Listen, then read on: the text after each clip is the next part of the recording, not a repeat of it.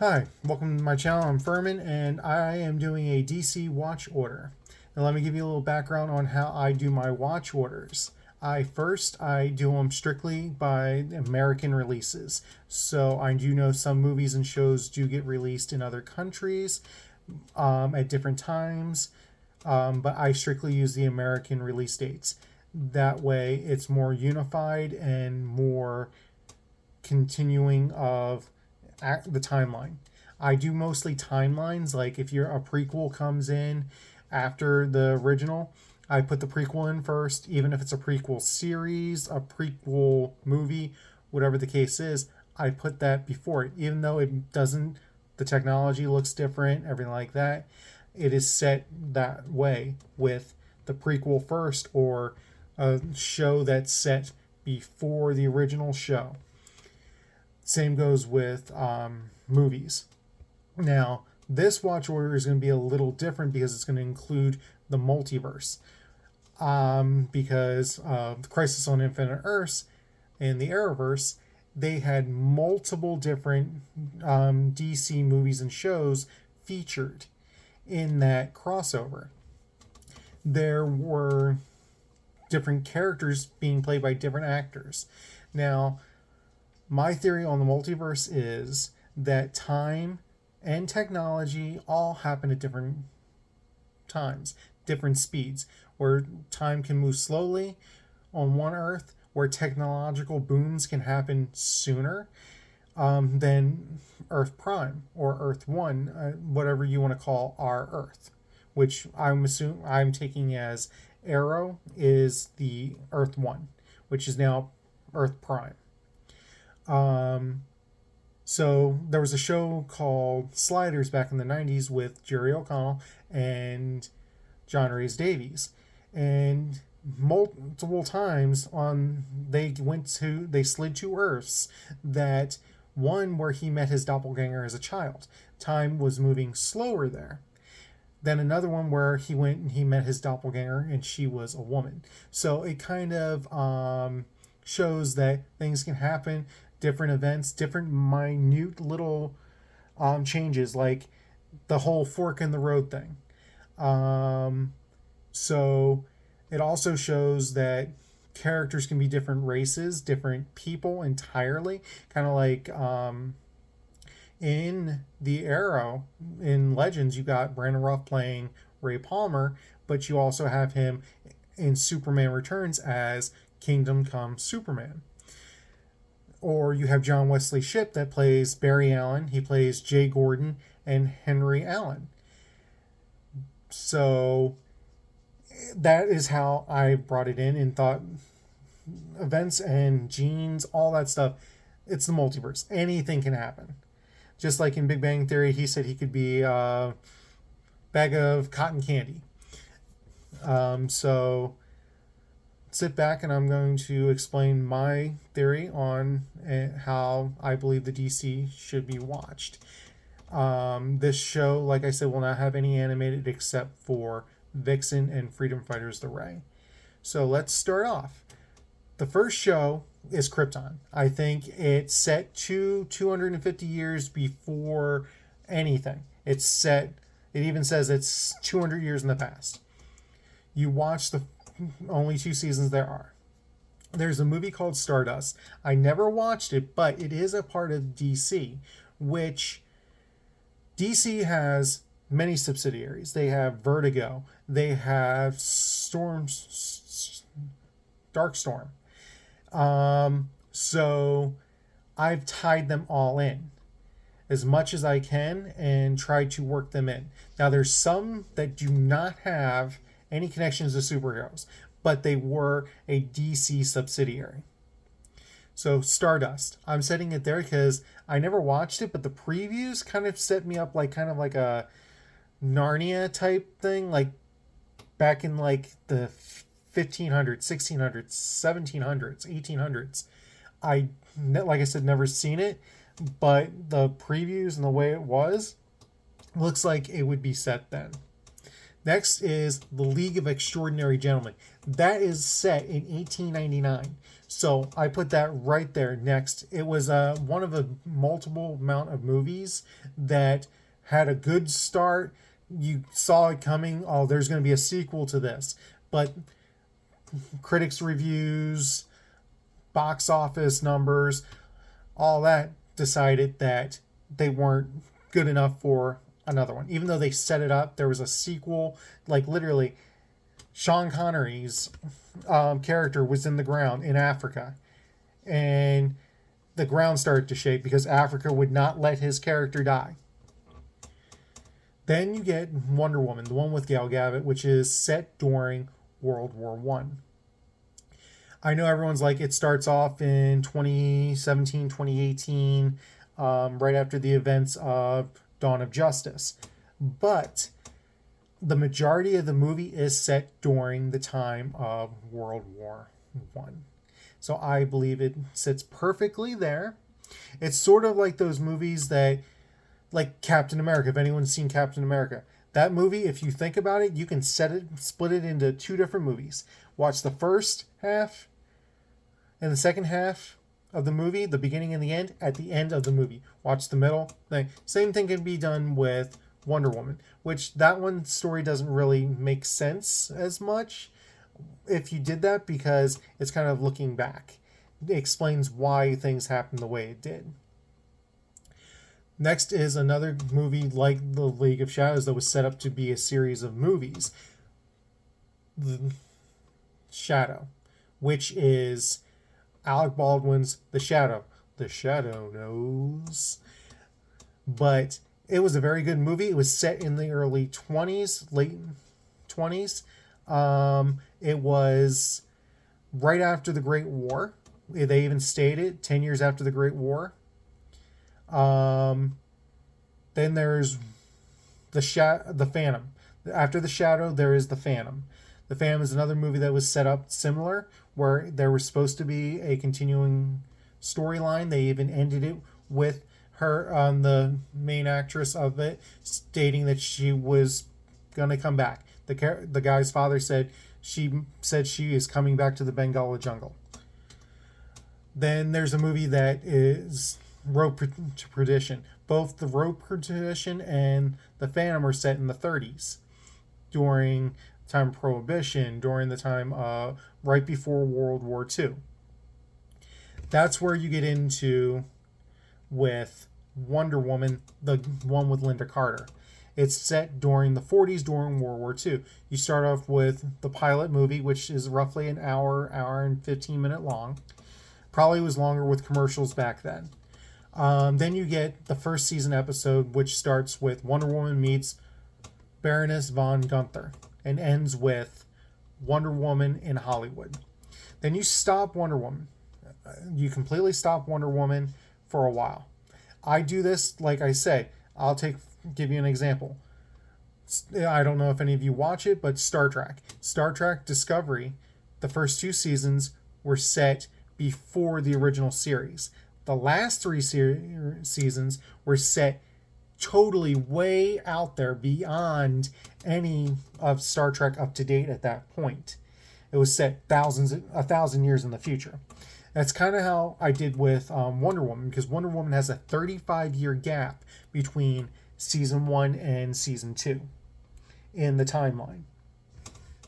Then you get into the original 1950s Batman.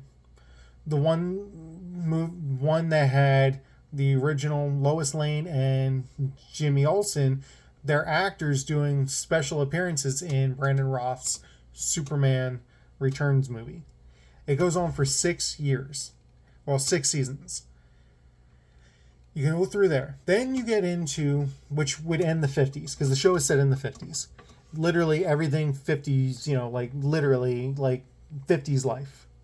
Then comes a show called Pennyworth, which Pennyworth is a prequel to the show Gotham. When I was looking up Gotham and Pennyworth, I was like, whoa, I didn't realize they were connected because I never seen Pennyworth. But it kind of makes sense because in the little bit of Gotham I have watched, it's like he's like MI6. Alfred is like totally badass compared to any of the other Alfreds I'd ever seen before. And I was like, this kind of makes sense. If he was a part of some sort of government agency or secret agency to stop different things, he would have those skills. So you watch the 3 seasons of Pennyworth.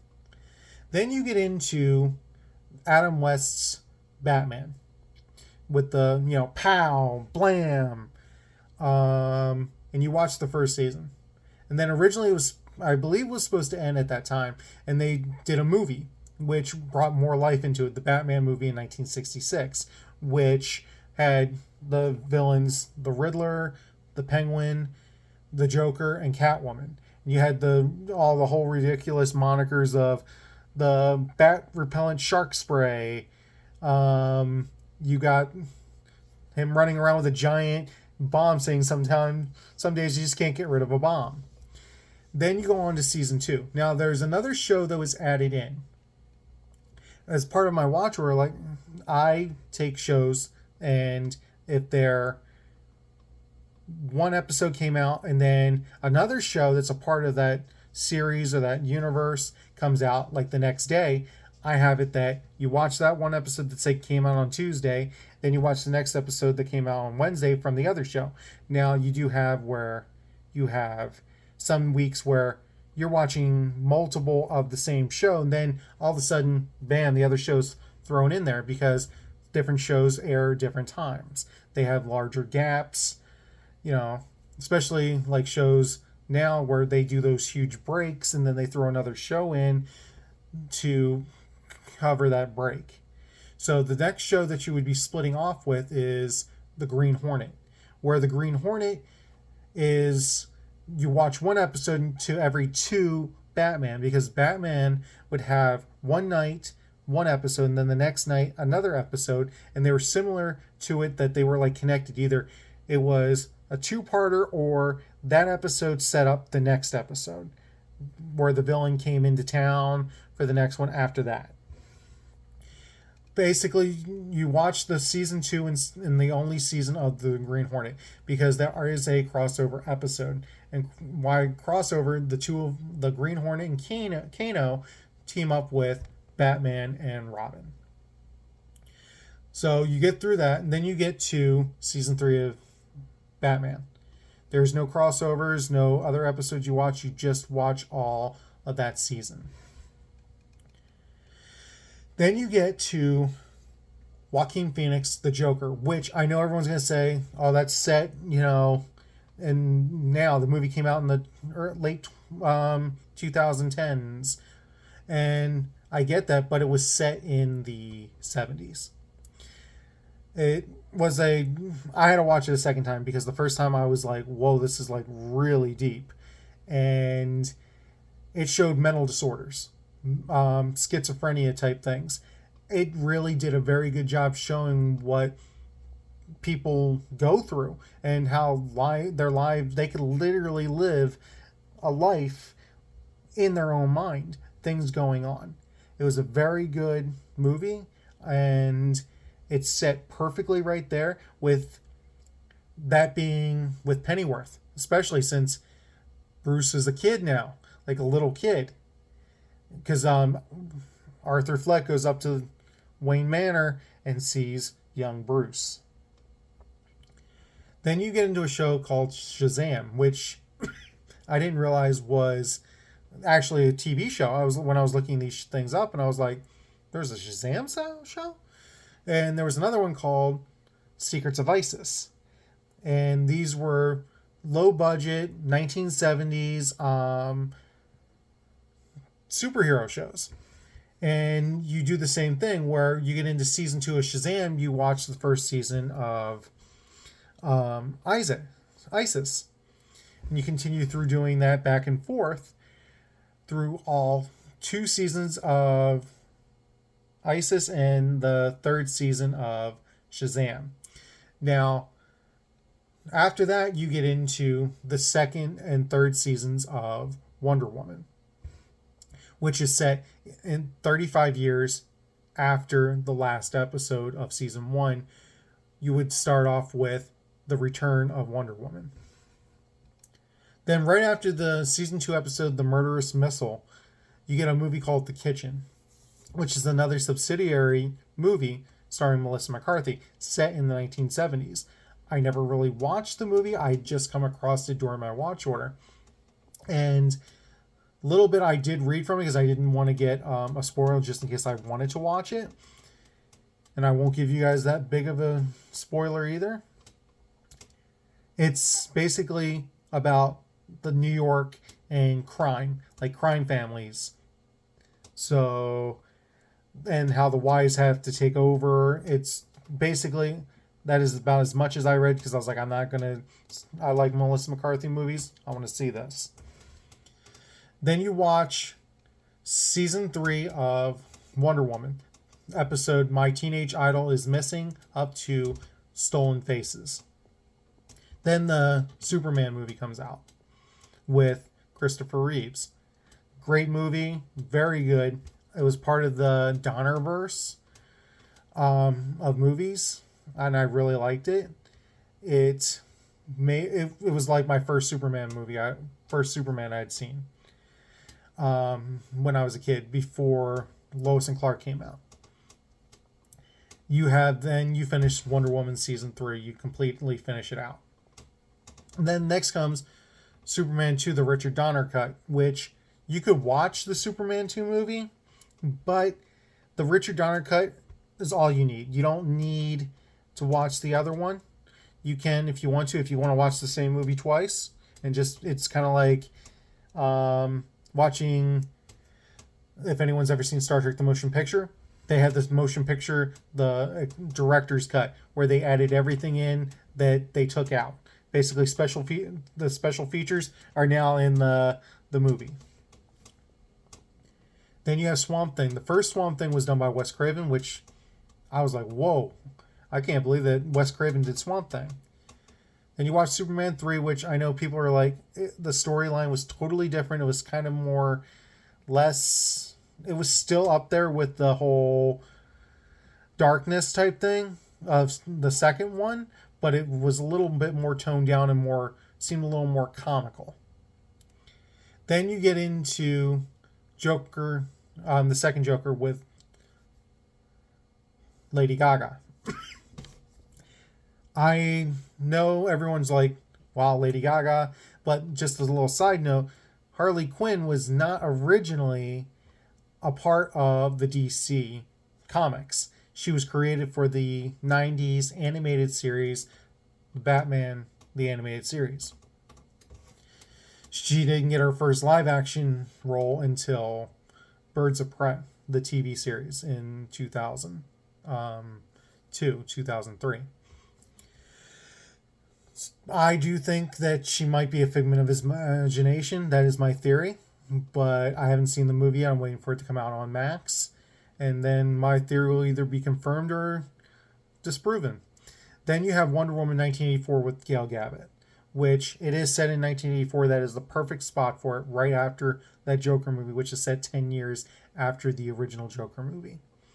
You have the original Supergirl movie with Helen Schafer. Then you have Superman, The Quest for Peace, which bombed, they said, at the box office. I thought it was a good movie. I mean, it was one of my I liked all the Superman movies.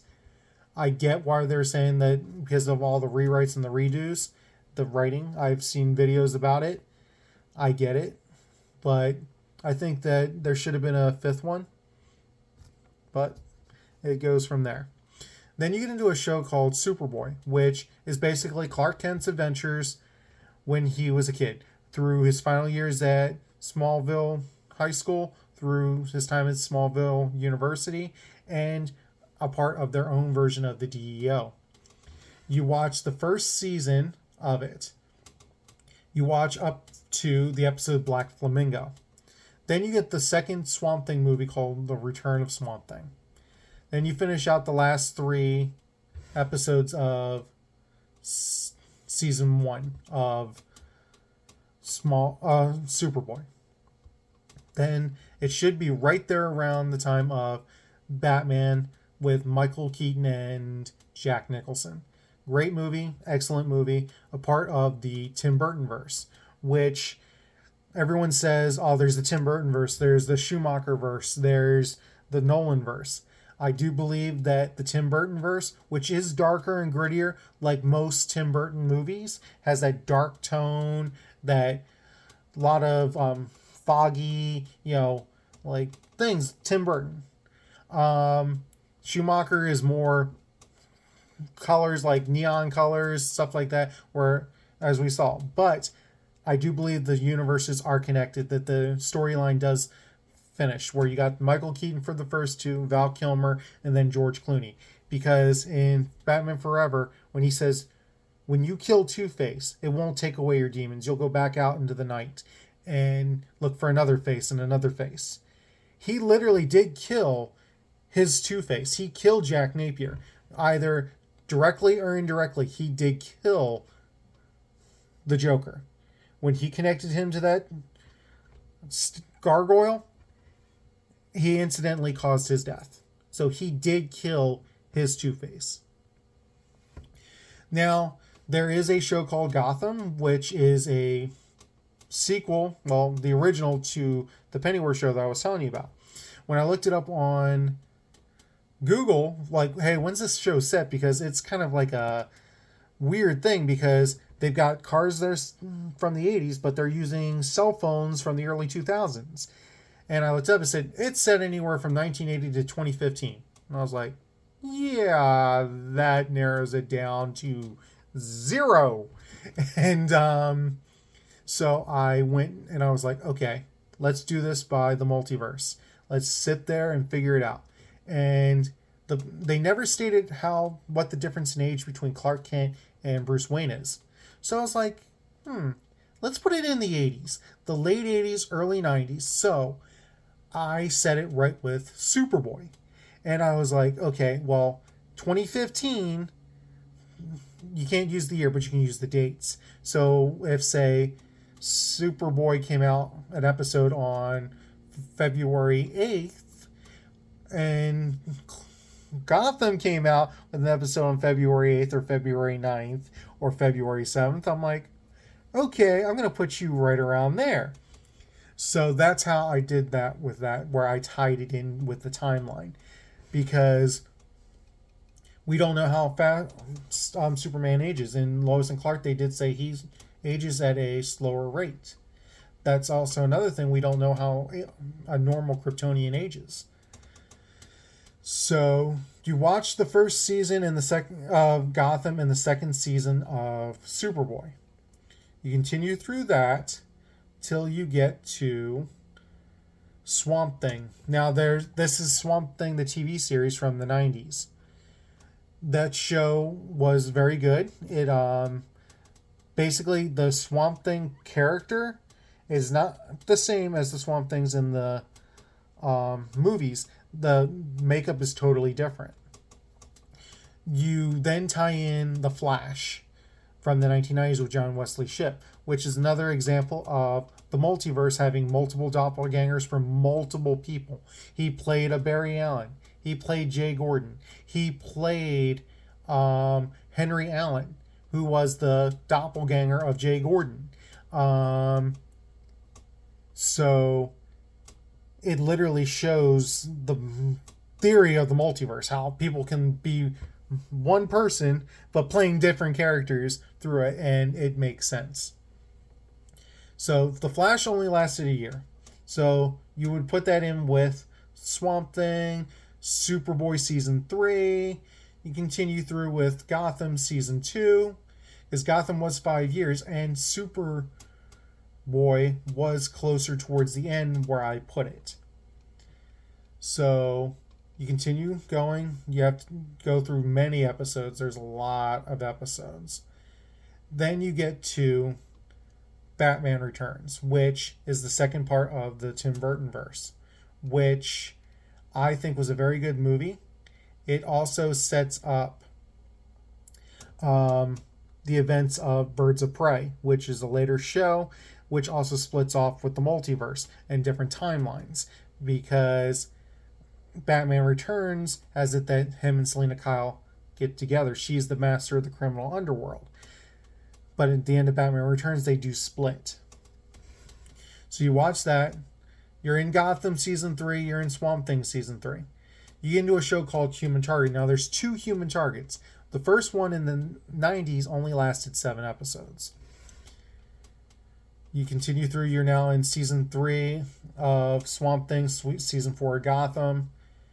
And just keep going through until you get to, in 1994, Lois and Clark, The New Adventures of Superman. Now, at the same time, you are still going through Gotham because, as we have stated before, the timeline does move differently on different Earths. You got Lois and Clark, you got Gotham Season 5. Once you're through Season 5 of Gotham, you are now strictly on Superman, Lois and Clark's New Adventures of Superman, until you get to Batman Forever, which is the first of the Schumacher. That is set right after Season 2 of Lois and Clark and right before Season 3 of Lois and Clark. So Lois and Clark has very few movies that interrupt them after Season 1. Because the next interruption is actually at the end of the show, right after the show ends in the episode Family Hour, which was set up for a 5th season, but ABC never renewed it. Shame on ABC. It was a good show. You get Batman and Robin, which did not do what they were expecting. So they did set it up for another movie, which would have included the Dynamic Trio, as they were called in the final season of the Adam West series. Then you have Shaquille O'Neal's Steel, which was another movie just like The Phantom and The Shadow that was meant to bring about a character to have a longer storyline, but it didn't meet expectations. Then you have, after a little while, you get into Smallville, which that was a very good show. I only saw the first season. I saw bits and pieces of the rest of the show. It has to say that it stands a testament of TV shows. It's one of only a few that survived the WB-CW crossover. To do that, it was only that and Supernatural and a couple others that actually did that. And that is hands up. If you're that good to be able to be one of the shows to bring over to a new network, I think is very good. So in Season 2, you'll start having Birds of Prey Titan, was one I was talking to you about that incidentally was, like I said, the first live action premiere of Harley Quintizel, aka Harley Quinn. And it is a spin-off of Batman Returns, because that is where Selina and Bruce have Helena Kyle.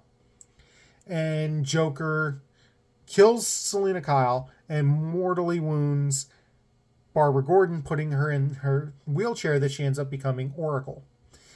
And it also implies the first time Batman broke his no-kill rule, which is also brought up in the TV show Batwoman, when Lucius Fox's son states, Batman's broken that rule before. Have you seen Joker lift his ugly head in Gotham in over a decade? So you got that show.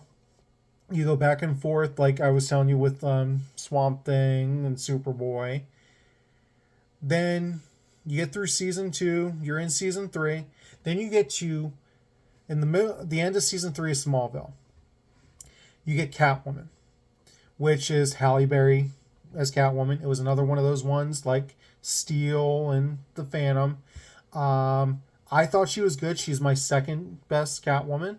Michelle Pfeiffer is my first. Then it's Halle Berry. Then it's Anne Hathaway. And then Eartha Kitt. But you got Catwoman right there. You have Season 4 of Smallville. Then right after the episode Crypto, you get the movie Constantine with John, where Keanu Reeves plays John Constantine. It was a very good movie. It looked like it wasn't going to get a sequel, but it is now in the works for a sequel, which I'm hoping to be able to see. It is dark and everything you would expect from Constantine and from a Keanu Reeves type movie where he's got that brooding, persona about him. Very good actor. I liked him in it.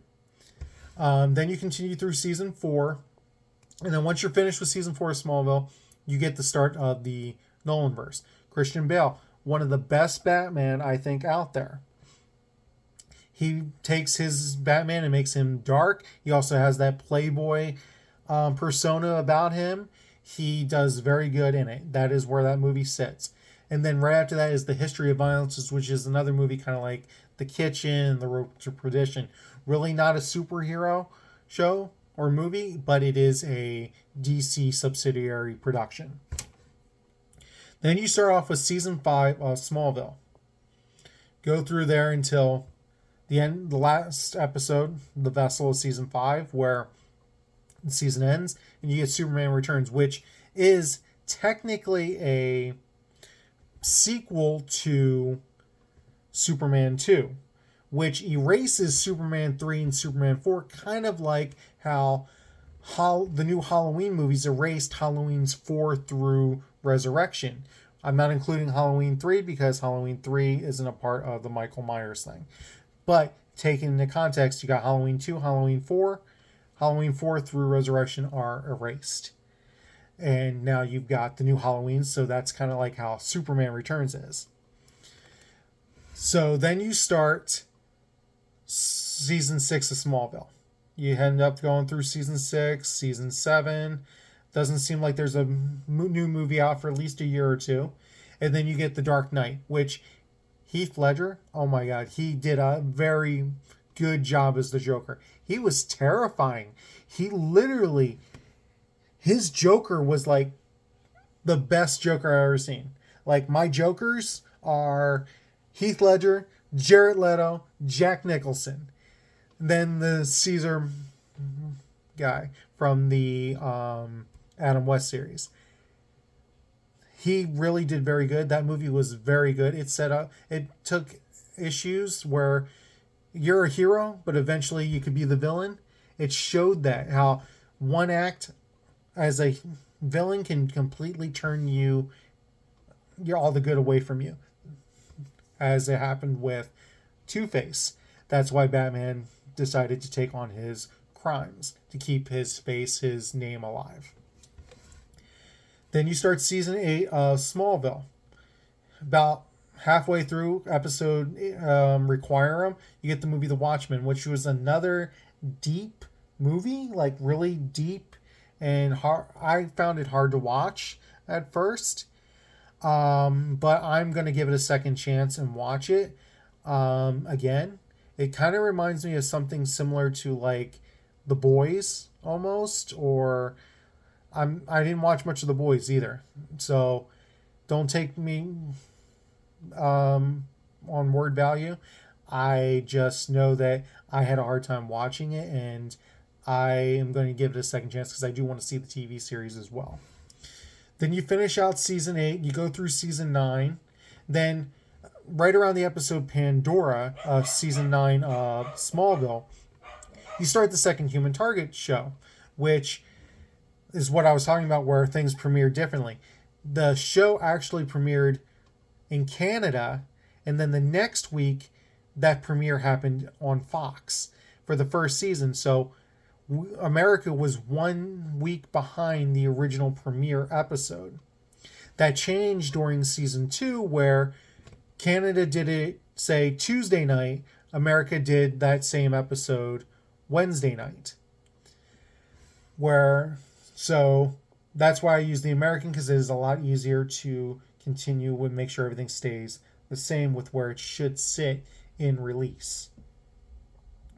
Then you finish through season 1, going back and forth with season 9 of Smallville. You have, right before the end of Smallville season 9, between the episodes Charade and Sacrifice, you get the movie The Losers, which is another one of those ones that they tried to set up as a its own show, its own movie series. Then you finish out season 9. Then you get to the movie Jonah Hex. I have to admit, I've never seen Jonah Hex. It looks good. I've seen Jonah Hex in Legends of Tomorrow, but I've never actually watched him in anything like a movie. I've seen his character helping the Legends. You start season 10. You watch a couple episodes of season 10 of Smallville. Then you get to a movie called Red, which stands for Retired Extremely Dangerous, with Bruce Willis, Morgan Freeman, and John Malkovich. It's a very good movie. It's another one of those like The Road to Perdition. It's not superhero, but it is a DC subsidiary. Season 10 is also where you cross over with season 2 of The Human Target. So you got Smallville season 10 and Human Target. Then you've got, in the middle of that, the Green Hornet movie with Seth Rogen. So right between Human Target episode Communication Breakdown and Embargo, you got the Green Hornet movie, where it was kind of like Steel. It was a good movie, but it didn't have enough to bring it forward. Just like Catwoman, it never got its push. It didn't have enough to do the push to get it there. You finish out Human Target, and then you have a good 10 episodes of Smallville to watch. You will have them, and then the final episode. I took it down to the final as a 2-parter. I just did it as one episode. So instead of like final part 1, final part 2. Then you have the Green Lantern movie with Ryan Reynolds. I know a lot of people think the movie was bad. I think the storyline was good.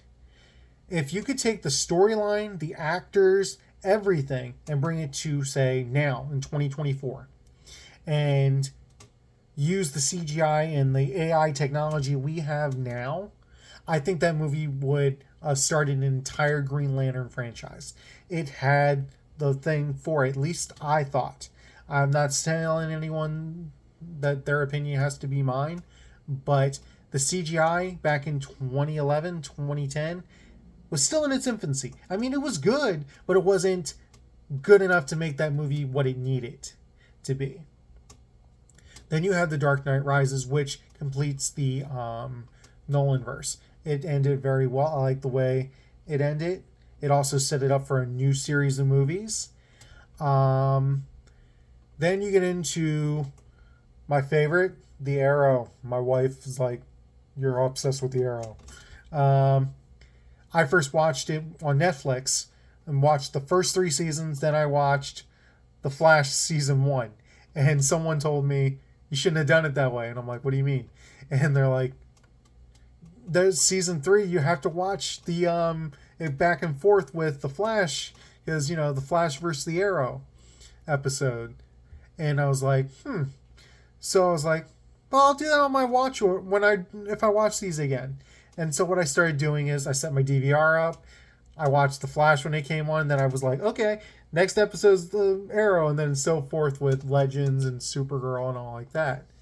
That's what originally started me with making watch orders. Just a little FYI there. So you watch the first season of The Arrow. Then you get into the first movie of the DECU, The Man of Steel. Very good movie. I mean, it's a different take on the Superman story. Then you have Red 2, which is the sequel to the original Red with John Malkovich, Bruce Willis, and Morgan Freeman. Then you start season 2 of The Arrow. You watch the whole season 2 of The Arrow. Then, of course, The Flash comes in. Then you start bouncing back and forth between the episodes. Usually you would watch The Flash first and then The Arrow because they aired on different nights, and Flash was always before The Arrow. Now, Constantine comes in, the TV show Constantine with Matt Ryan. That show was originally on NBC. It was not a part of the Arrowverse. His character was not brought in until season 4 of The Arrow, during one of his flashbacks to Leanne Yu. And he also helped bring Sarah out of brought her back from the effects of the Lazarus pit. You continue that. You tie those episodes in.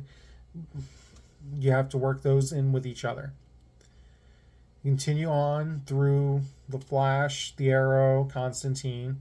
Then you get to another show I never really considered part of the DC until I was looking it up. It was another CW show called iZombie. And I'm like, I'm not particularly fond of zombies. And I'm like, I don't know. I'm not watching that. And so now when I do my rewatch that I've started, I'm going to watch it. And I've tied it into the Arrowverse timeline where it goes back and forth where you watch them. Because iZombie came on after The Flash. So Flash was 8 o'clock time slot. iZombie was 9 o'clock time slot. So you continue that. You go through all the episodes of season 1 of Zombie, season 1 of The Flash. And Supergirl was another one that was odd because they brought her in during season 2 of The Flash, which was a crossover with the Arrowverse because she was actually on CBS. And they said there was no intention, even though it was done by the same people, to bring her into the Arrowverse. And then suddenly Barry Allen speeds into Earth through a breach. And so then the next year they moved her production to Canada, which made Kathleen Lockhart no longer able to be a part of the show due to reasons I will not go into. You also have at this time Vixen Season 1, which Vixen Season 1 is very similar to how the Clone Wars animated micro series was during 2003, 2004, right between Attack of the Clones and Revenge of the Sith. They were short 5-minute episodes that just gave you a whole bit of information and left you with a cliffhanger. So that's how Season 1 went. And then you continue with The Flash, Arrow, just bouncing back and forth. You got Supergirl tied in there. You have iZombie. Then you get to DC's Legends of Tomorrow. Another show is now tied in as well, Lucifer. Lucifer originally was not supposed to be. Tom Ellis said he was not going to be in the crossover. And they suddenly, I'm watching the episode and they're on Earth 666. And then you got Tom Ellis opening the door to Lux. So I worked that into it now too. Now, when you get into with Lucifer, especially when it goes to with its 2 bonus episodes, you have to kind of play those bonus episodes as time between the fact where she finds out he's the devil for real and when she comes back with the plan to send him back to hell in season 4. Also, at that point too, you'll have where the episodes, because comes all out, Netflix loads everything at once or half the season once. Those you watch them all together because the events happen almost exactly like clockwork, like within days of each other or weeks of each other. So you watch them all at once. And then even if season is split in half, you split it in half. You don't watch the whole season in the middle. Especially if season 5 was split in 2. And season 5 was very large for a Netflix production of a TV show. You also now tie in the Titans series, Stargirl, the new Swamp Thing. You also have Doom Patrol. You have The Boys, as I was stating before, which The Boys, I did not know was a DC subsidiary. Then you have their different spin-offs. You have the show Preacher, which I haven't seen yet. I do know from my wife that it's a interesting show. I'm looking forward to watching it. She's watching it right now. You have your Suicide Squad. You have those movies, which I know they stated that they wanted to keep them only themselves. I think it was a good idea when they brought them together with Crisis Universe, bringing Grant Gustin's and Ezra Miller's Flashes to meet each other in the Speed Force.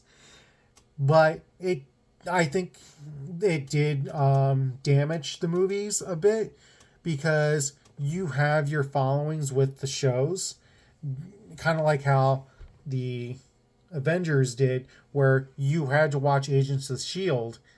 to understand the movie, and you had to see the movie to understand the show. So you couldn't watch the episode of the show, not see the movie, and then watch the next week's episode, because you're totally not understanding how you went from there to there. I think that would have been very good for the DECU. Basically, you just continue through. I did put Batman with the guy from the Twilight series, his Batman later on, like towards now, because I think his Batman would be more now, closer to the new Superman movie that's coming out. Plus, you got the Penguin series that is set now as well. But then again, you got Peacemaker that is still a part of the DECU, hence the multiverse. The show Sweet Tooth is also part of it. It is set in the distant near future. So I put that towards the end. And then I end it with V for Vendetta, which incidentally, when I was looking up the Pennyworth and Gotham, said that V for Vendetta is kind of a sequel to Pennyworth. I don't know how. I'm not sure if that was just a somebody just putting that out on the internet or not. I never really watched the movie, but I do know it's in a dystopian future type environment in London, where it's like kind of like martial law. I can see how events happening in Gotham can create events like that. Not saying that they would. But given the multiverse, you got Earth X. Nazis won. Everyone's a Nazi. So thank you, and I will be having the watch order on right after this. Thank you.